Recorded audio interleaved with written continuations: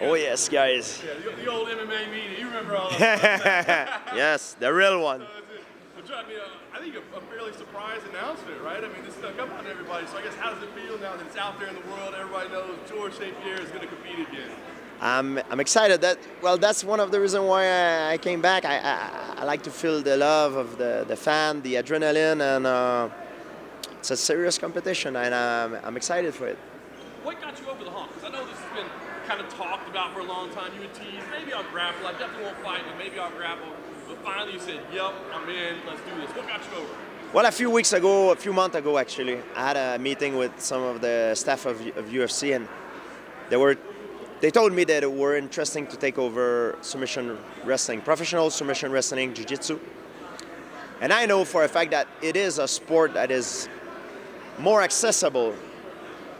It's accessible to a wider range of people than mixed martial art due to the risk of injuries. And I love martial art, and I'm in a position now. I'm 42 years old. I'm not the same man that I was when I was competing. When I was competing in mixed martial art, I wanted to be the strongest man in the world. That was my priority. Now it's no longer my priority.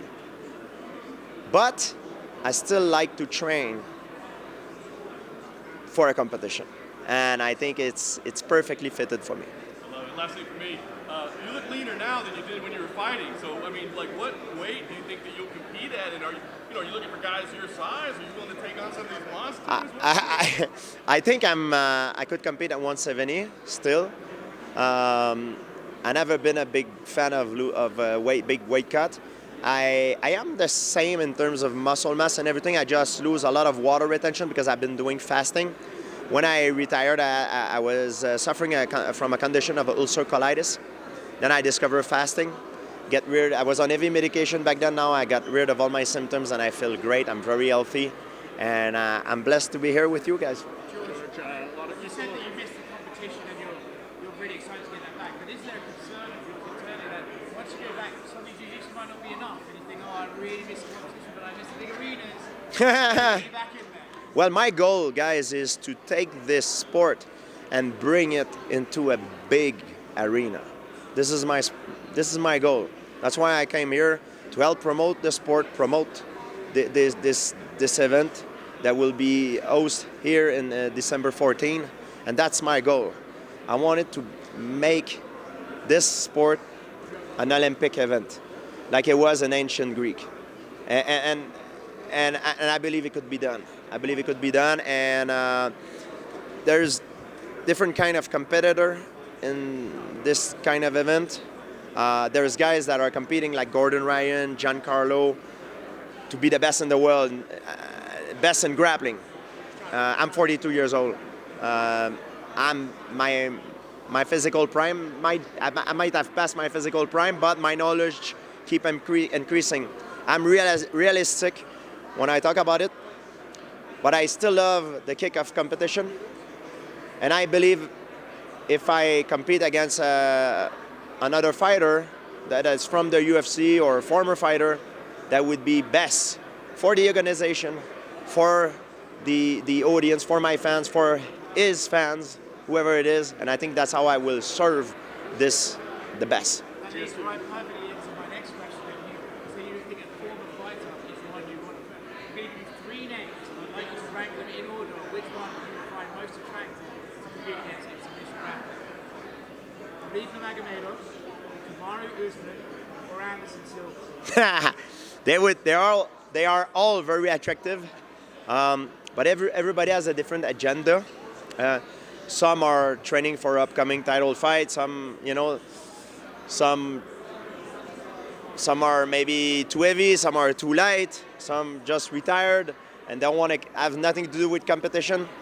I received a list from UFC today, and we're gonna check and look who's available, and we're gonna take a decision with the UFC and with my people to make sure we go up against someone they think that the people want to see me to compete against. Are any of my names on that list? Do you know? I'm sorry? Are any of the names I just said on that list? Yes. A lot of people seem to say, oh, I see Khabib training. He's looking like he's getting ready for something. That was the fight that got away for you in MMA. Would that be the ultimate one, you think? It could be. It could be. There's a lot of other potential interesting matchup, but it could be. Everybody has a different agenda, a different schedule, and we'll see. Yeah. Khabib was not on the name on the list, but you know, I have to make sure to see who's available. Now that he knows your name's on the list, he might be on the list. Yeah, that's the thing. My goal is to bring this event to a much bigger event, and I'm here to promote it. I will do the best as I can, and maybe once it's started, some guys will look at it and say, hey, I want to be part of it as well. So it's fun. George, you fought on the UFC's 20th anniversary card. This year is its 30th anniversary. Where do you think the sport will be at the 40th anniversary? The UFC? Yeah. Well, it's worldwide already. It's huge. It's gonna keep growing. It's gonna keep growing. I mean, it's gonna be. You know, in some culture, mixed martial art fighter are the most popular athlete. You know what I mean? There's a certain place in the world, and when we walk somewhere, like we're bigger than any other athlete. So I think it's just gonna keep be more popular and more popular. You know, in terms of viewership. And just wanted to know what you think of the welterweight champion right now, Leon Edwards, and a lot of debate about who is the best welterweight. You know, he beat Kamaru twice, but he's going to fight Colby. What do you just think of the welterweight division and Leon right now? Well, he did an amazing performance. I had time. I spent time with him when I was in England. We had a great time together. I talked to him. He's very smart. What makes a great champion, it's not only physical. It's very mental. And I had a chance to talk to him. He's very, very smart guy. And when you talk to people, sometimes you realize why they're successful. He's very smart, and his head is at the right place. You know, I'm sure it's only the beginning for him. Who wins, Zuckerberg or Elon Musk? I don't know who will win. You know what I mean? It's a good question. I don't know if this fight will happen. Would you like to see it?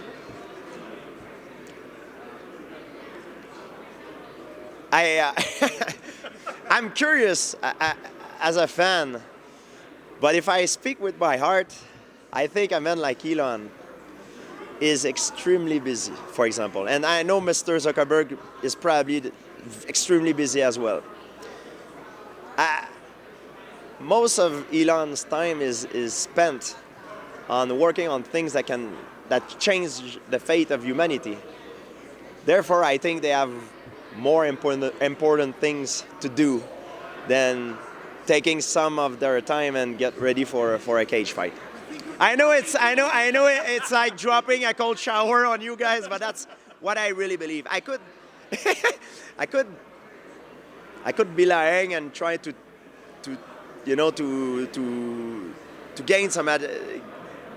gain some attraction and say, yeah, I want this fight, but that's what I really believe in the depth of my heart. I hope it gets resolved in a different way. Oh God, it's a brain damage. We don't want to damage his brain. We want him to keep working. He can change the fate. He's changing the fate of humanity.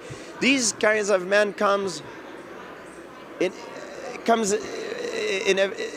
are too rare. You know, you cannot waste that opportunity that he has. He can make a leap of increase in terms of technology. He can give us a leap of 100 years old. You know, like this. You know, so we need him. You know. Elon Musk out, Jeff Bezos in. The same thing. You know, the same thing. I mean, ultimately it's his decision. I told Elon that if he needs my help, and I will be there to help him the best as I can. Thanks, George. Thank you.